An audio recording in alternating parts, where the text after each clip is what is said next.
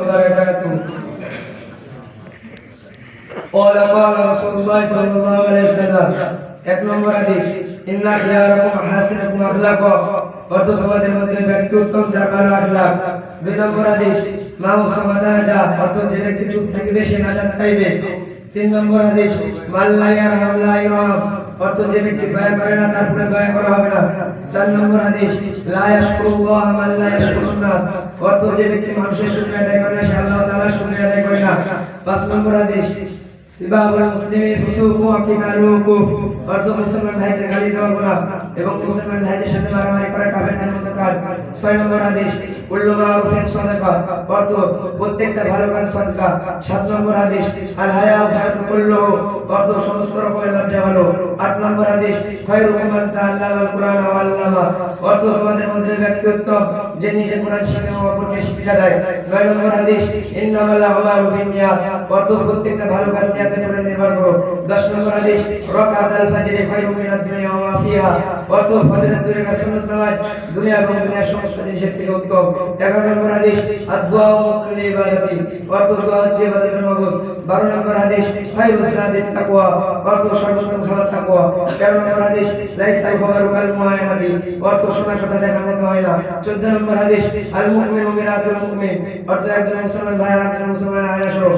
15 নম্বর হাদিস আদ-দারু আলাল খায়রি কাফাইলিহি অর্থ ভালো রাস্তা দেখানো এতটা সব পায় যতটা সবাই রাস্তায় চলে পায়। 16 নম্বর হাদিস ইত্তাকুন নার ওয়ালা বিশিক্কি তামরা অর্থ জাহান্নাম থেকে বাঁচো এক টুকরো খেজুর দান করে। 17 নম্বর হাদিস আসতামু জান্নাহ অর্থ রোজা হচ্ছে ঢালশো। 18 নম্বর হাদিস লাইসা মিন্না মান ওয়াশানা অর্থ যে আমাদের ধোঁকা দেয় সে আমাদের ধর্মতে নয়। 19 নম্বর হাদিস হুসনুদ যান্নি মিন হুসনিল ইবাদা অর্থ মানুষের উপর ভালো ধারণা সর্বোত্তম ইবাদত। 20 নম্বর হাদিস আদ-দুনিয়া সিজনুল মুমিন ওয়া জান্নাতুল কাফির অর্থ দুনিয়াটা হচ্ছে মুমিনদের জেলখানা এবং কাফেরদের জান্নাত।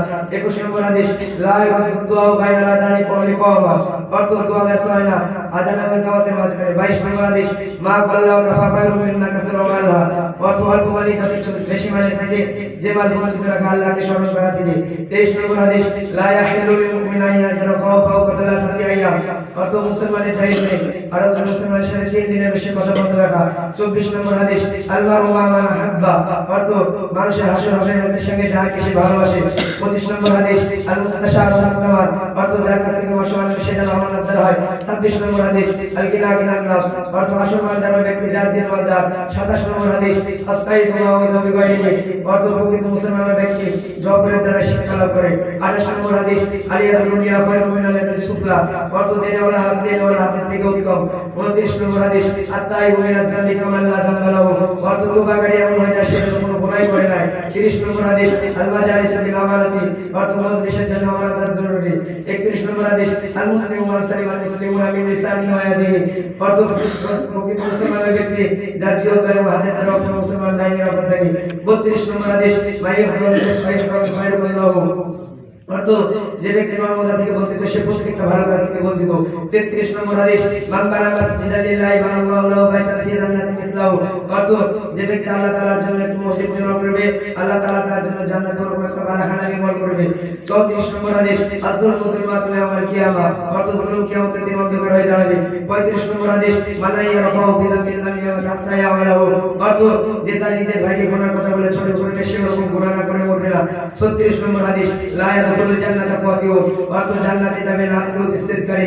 37 নম্বর হাদিস লা ইয়াদখুলুল জান্নাতা নাম্মাম অর্থ জান্নাতে যাবে না গিবতকারী। 38 নম্বর হাদিস লা ইউমিনু আহাদুকুম হাত্তা ইউহিব্বা লিআখিহি মা ইউহিব্বু লিনাফসিহি অর্থ তোমাদের মধ্যে কেউ প্রকৃত মুমিন হতে পারবে না যতক্ষণ না নিজের পছন্দের জিনিস অপর পছন্দের জন্য দেবে না। 39 নম্বর হাদিস মা সালামিয়াল কাবাইনি ইলা লিদারি ফাফিন্না অর্থ ঘাটের নিচে যতটা পরিমাণ লুঙ্গি থাকবে সবটা পরিমাণ জাহান্নামের আগুনে পড়বে। 40 নম্বর হাদিস মান সাল্লাল বারাদাইনি দাখালাল জান্নাহ অর্থ যে ব্যক্তি ঠান্ডার সময় ফজরের নামাজ পড়বে সে জান্নাতে যাবে। আসসালামু আলাইকুম ওয়া রাহমাতুল্লাহি ওয়া বারাকাতুহু।